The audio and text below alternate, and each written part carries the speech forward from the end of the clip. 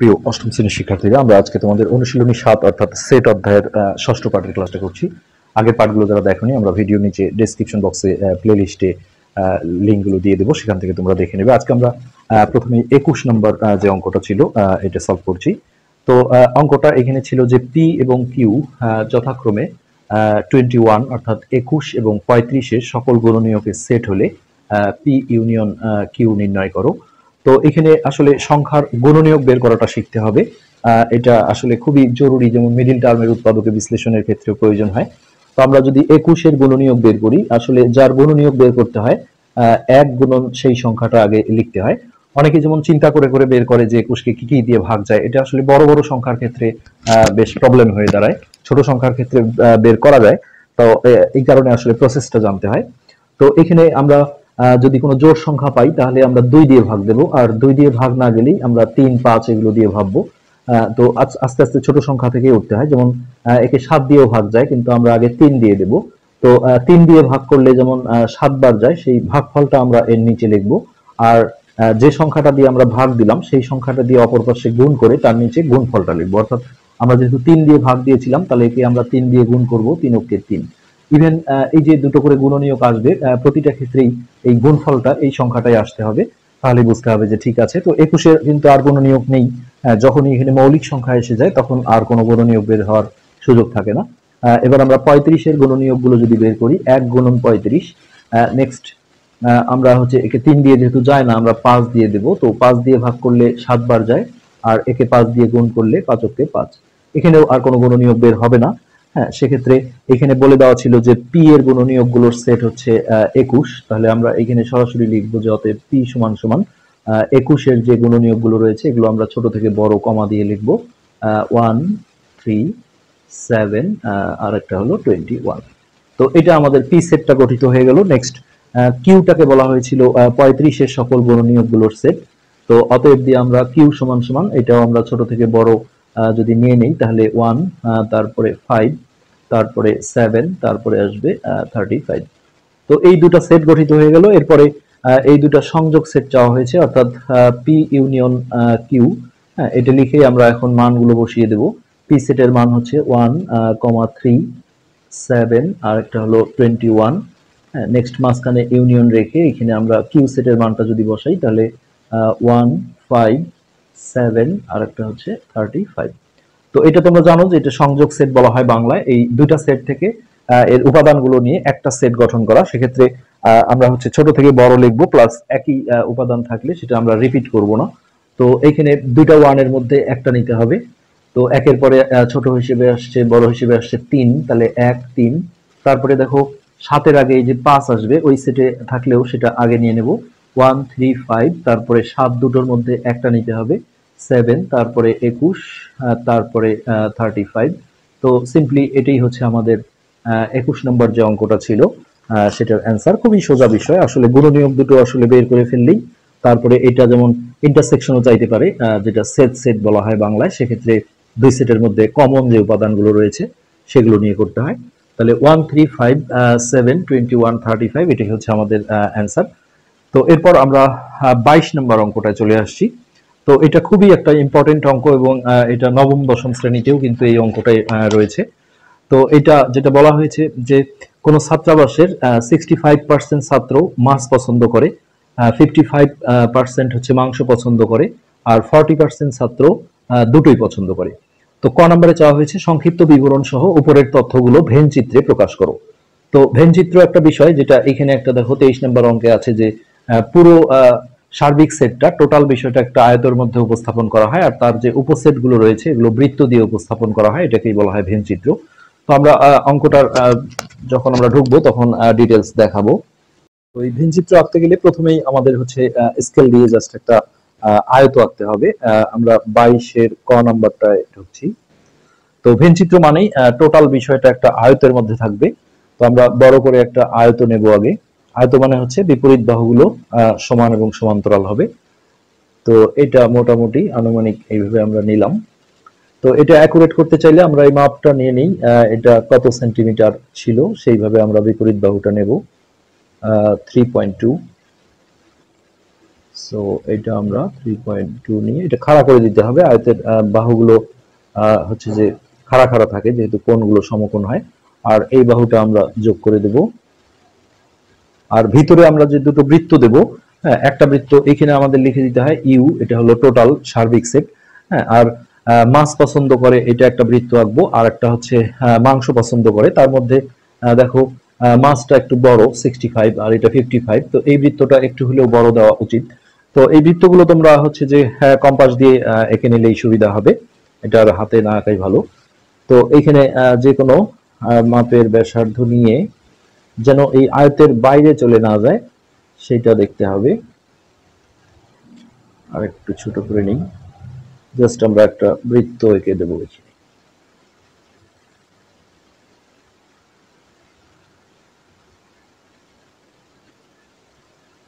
এইভাবে আমরা একটা বৃত্ত এঁকে দিলাম। তো এটা এই বৃত্তটা দিয়ে আমরা হচ্ছে যে মাছ পছন্দ করে যে শিক্ষার্থী তাদের সেট বুঝাবো। আর এর পাশে আর একটা বৃত্ত আমরা দেব, এটা একটু ক্লোজ করে দিই। হ্যাঁ, তো এই মাছের জন্য মাছের ইংলিশ হচ্ছে ফিশ, তো যে কোনো নাম দিলেই হবে। তারপর আমরা এফ নাম দিলাম এই বৃত্তটা। আর এইখানে আমরা পাশে আর একটা বৃত্ত দেবো যেটা হচ্ছে মাংস পছন্দ করে। হ্যাঁ, তো দুইটা বৃত্তের মধ্যে একটা কমন জায়গা লাগবে, যেহেতু মাছ মাংস দুটোই উভয় খাদ্য পছন্দ করে এরকম একটা শিক্ষার্থী রয়েছে। তো এটা আমরা হাত দিয়ে দিচ্ছি একটু এইরকম করে, ওই বৃত্তটার চেয়ে একটু হলেও ছোট করব। তো মিট এম নাম দিলাম এই বৃত্তটা। তো এই যে এইটুক জায়গা যেটা রয়েছে এই স্পেসটা, এটা হলো মাছও পছন্দ করে যারা এখানে আছে, মাংস পছন্দ করে। আর টোটাল এই আয়তের ভিতর যারা আছে এটা হলো সকল শিক্ষার্থী, অর্থাৎ পার্সেন্ট দিয়ে যেহেতু ছিল এখানে 100 জন হচ্ছে মোট ধরতে হবে। তো এটা হলো সার্বিক সেট ইউ। হ্যাঁ, আর এই মাছ পছন্দকারী শিক্ষার্থী ছিল 65%, এটা আমরা এখানে আর লিখবো না।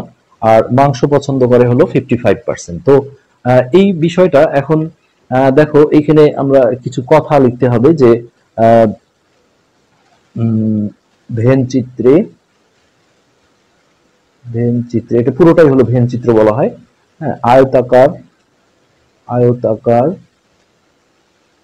ক্ষেত্রটি দ্বারা, আয়তাকার ক্ষেত্রটি দ্বারা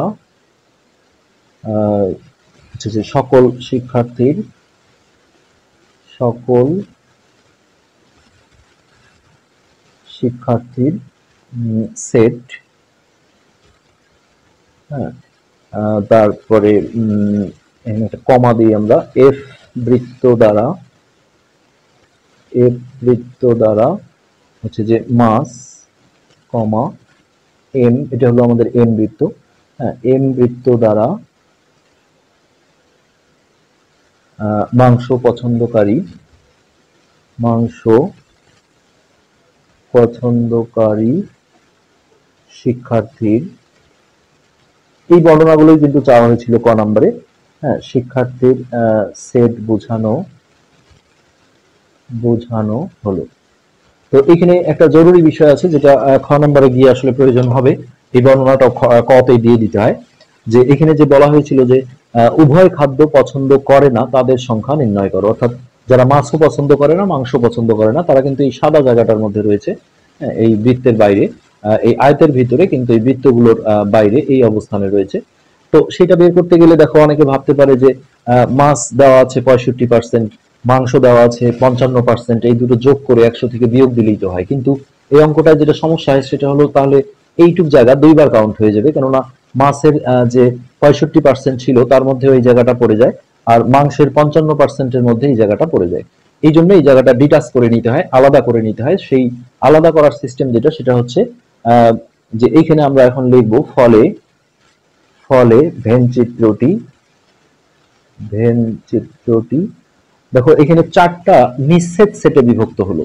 নিঃছেদ মানে হচ্ছে যে সেটের ইন্টারসেকশন করলে বা কমন খুঁজলে কোনো কমন থাকে না, কেননা আমরা যখন এটা যোগ করব তখন আলাদা আলাদা করে নিতে হয়। সেক্ষেত্রে এই যে একটা স্পেস আছে এই জায়গাটা, এই এই অংশটা বাদ দিয়ে, হ্যাঁ, এটা একটা স্পেস, এটাকে আমরা ধরো যে পি নাম দিলাম।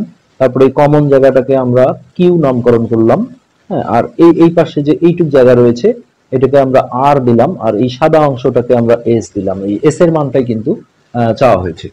তো এই কথাগুলো এখানে লিখতে হবে যে ফলে ভেন চিত্রটি পি কমা কিউ আর ও এস, হ্যাঁ, এই এই কথাগুলো লিখতেই হবে। এই চারটি নিঃছেদ সেটে বিভক্ত হলো, তাহলে যে 600 নিঃছেদ সেটে বিভক্ত বিভক্ত হলো। তো এই নিঃছেদ সেট মানে হচ্ছে কারোর সাথে কারো সম্পর্ক নেই। এই পি দেখো আলাদা একটা অংশ, এইটুক জায়গা, কিউ এইটুক একটা অংশ, আর হলো এই যে এইটুক জায়গা, আর এস হলো এই সাদা জায়গাটা। এইভাবে জিনিসটাকে আলাদা করে নিতে হয় এবং এর মাধ্যমেই ক নাম্বার কমপ্লিট হয়ে গেল। এবার খ নাম্বারে চাওয়া হয়েছে যে উভয় খাদ্য পছন্দ করে না, হ্যাঁ, তাদের সংখ্যা নির্ণয় করো। অর্থাৎ যারা মাছও পছন্দ করে না, মাংস পছন্দ করে না, অর্থাৎ এই যে এস এর যে মানটা, এই স্পেসটা, হ্যাঁ, এই জায়গাটা বের করতে হবে। তো এখানে আমরা যদি এইভাবে লিখি যে হচ্ছে যে এখানে এখানে পি সমান, হ্যাঁ সরি এফ, এফ যে আমাদের বৃত্তটা ছিল, তো এফ বৃত্ত মানে কিন্তু হচ্ছে যে যারা মাছ পছন্দ করে, তাহলে এফ সমান হচ্ছে মাছ পছন্দকারী শিক্ষার্থীর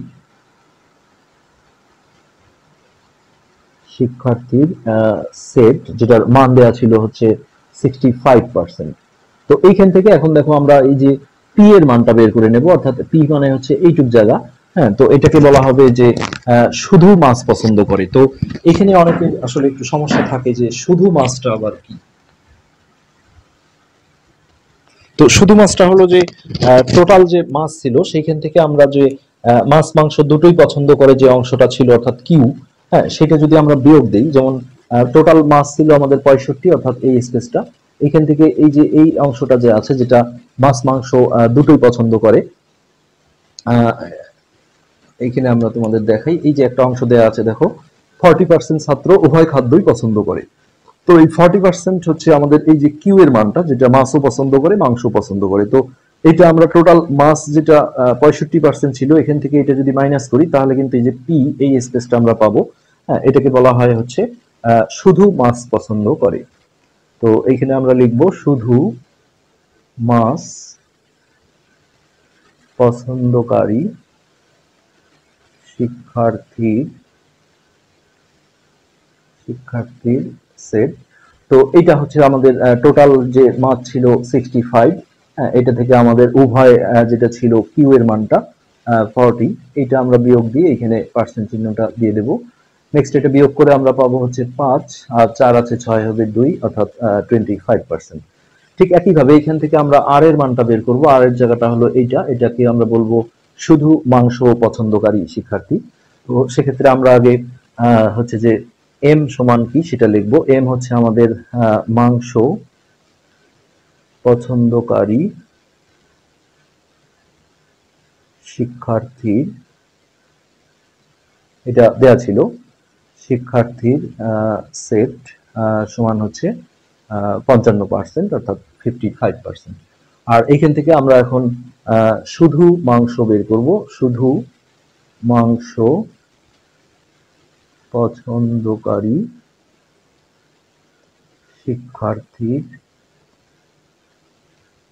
শিক্ষার্থীর সেট। তো এটা হচ্ছে এই যে আর আর এর যে স্পেসটা আছে, অর্থাৎ এই যে এই জায়গাটা, তো টোটাল যে মাংস আছে এখান থেকে এই যে উভয় যেটা 40 দেয়া ছিল সেটা মাইনাস করতে হবে।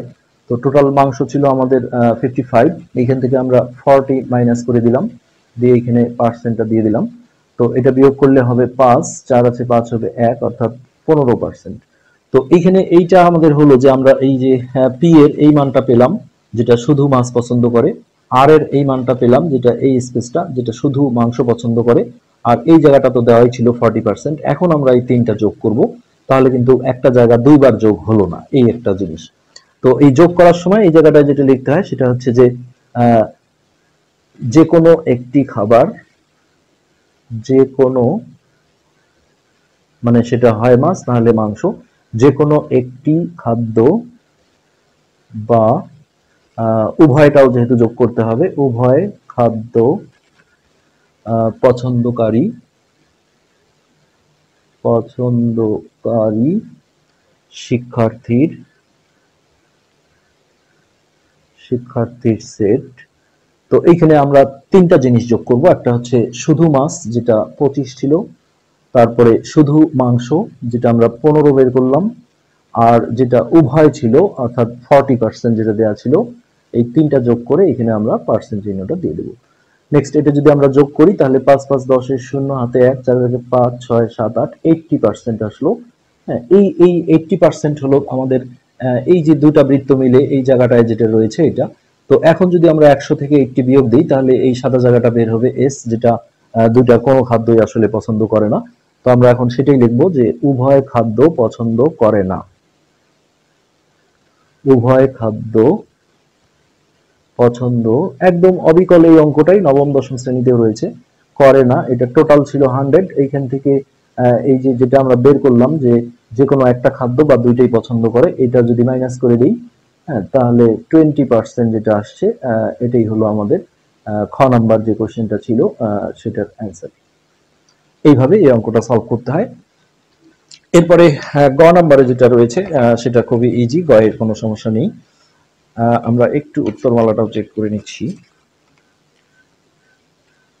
এটার আসলে উত্তর দেওয়া ছিল না, যাই হোক।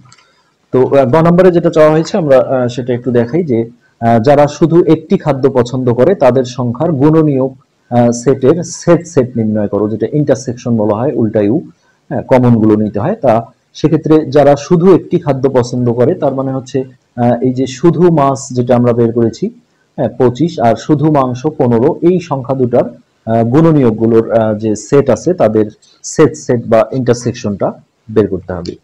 তো এটা আমরা গ নম্বরে ঢুকেই আমরা খ থেকে আগে নিয়ে আসব, যে খ হতে শুধু মাছ পছন্দ করে 25%, আর হচ্ছে যে শুধু মাংস পছন্দ করে, এটা আমরা পেয়েছিলাম 15%। এখানে পার্সেন্ট আমাদের কোনো কাজ করবে না, কিন্তু এই 25 আর 15 এই সংখ্যা দুটোর আমাদের হচ্ছে যে গুণনীয়ক বের করতে হবে। সেই গুণনীয়কগুলো আমরা যখন একটু আগে আমরা দেখালাম আগের অঙ্কটায়, সেক্ষেত্রে 1 গুণন 25 লিখে আমরা এক পাশে ভাগ করব, এক পাশে গুণ করব। তো একে যদি 5 দিয়ে ভাগ করি 5, আর একে 5 দিয়ে গুণ করতে হবে, তো আর কোনো গুণনীয়ক বের হবে না। নেক্সট 15 বের করতে গেলে আমরা 3 দিয়ে ভাগ করি, 3 5 15, আর একে 3 দিয়ে গুণ করলে 3 অক্ষে 3। তো এখন আমরা হচ্ছে এগুলো যদি ধরে নেই, যে মনে করি 25 এর গুণনীয়ক গুলোর সেট যে কোনো আমরা ধরতে পারি, এ ধরলাম, আর হচ্ছে 15 এর গুণনীয়ক গুলোর সেট বি। তো এটা ধরলে যে সুবিধাটা সেটা হচ্ছে আমরা চট করে এখন অতএব দিয়ে এ সমান 25 এর গুণনীয়ক গুলোর সেট আমরা ছোট থেকে বড় নেব। তো একটা রিপিট করা যাবে না, একবারই নিতে হবে, 1 5 আর হচ্ছে 25। আর বি সেটটা হবে আমাদের 15 যে গুণনীয়ক গুলো রয়েছে, অর্থাৎ 1 3 5 আর একটা হলো 15। এখন এই দুটার সেট চাওয়া হয়েছে। সেট হচ্ছে যে এই বিষয়টাকে বলা হয় ইন্টারসেকশন, যেটা এ ইন্টারসেকশন বি সমান, এখানে আবারও আমরা এর মানটা বসাবো 1 5 25। নেক্সট ইন্টারসেকশন, এখানে আমরা বি এর জায়গায় বি সেটের মানটা বসাবো 1 3 5 15। তো এই দুইটা সেটের যে কমন ইন্টারসেকশন করলে যেটা হবে সেটা হচ্ছে যে এই দুইটা সেটেরই যে কমন উপাদানগুলো সেগুলো আসবে। অর্থাৎ এখানে আমরা দেখছি যে একটা 1 আছে কমন, আর তার সাথে এখানে 5 আছে। তো এই 1 5 এই দুটোই এই সেটটাই হবে আমাদের গ নম্বরের অ্যান্সার। তো আজকে এই পর্যন্তই, ধন্যবাদ।